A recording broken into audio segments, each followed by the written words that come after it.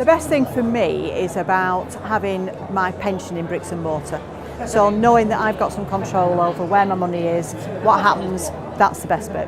The best things are obviously is passive income. If you are working full time and you know your properties are let and managed, I have mine managed for me, I don't manage them myself.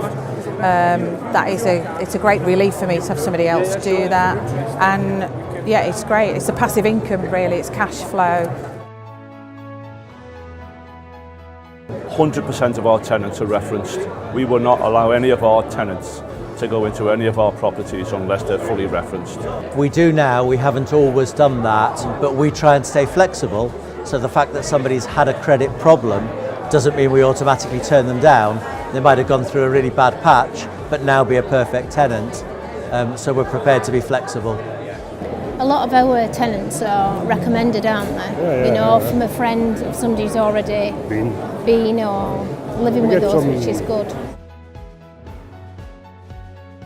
Oh, I've got a fantastic one. I had a tenant, all of a sudden he stopped paying his rent, he wouldn't let us in the property, and obviously we went through all the abandonment situation because we knew he wasn't there, but he'd locked us out of the property.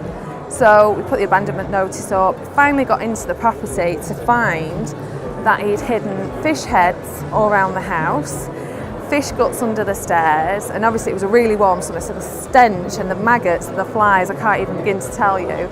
He must have spent a fortune on fishing, it was disgusting.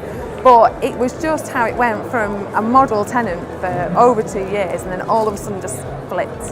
So I think that's probably the worst one. We had one tenant who arrived and said she was a solicitor. Turned out to be a completely fraudulent set of identity and references.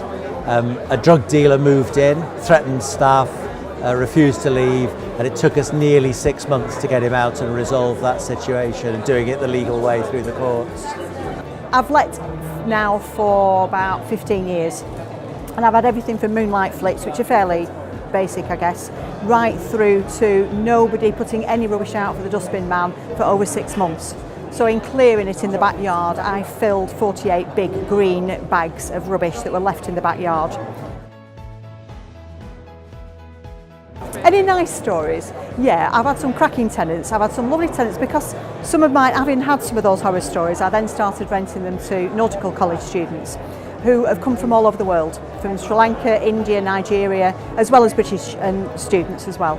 And the offers I've had to go out to Sri Lanka and go out and see them and the families, and they're lovely. Yeah, so there are definitely some nice stories as well. Yeah, we've had some fantastic tenants.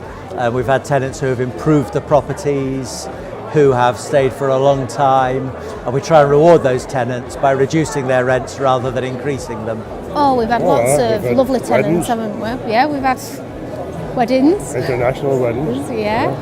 We've met some lovely people, to be honest. Some really nice, genuine people. I suppose the best story is when you get paid.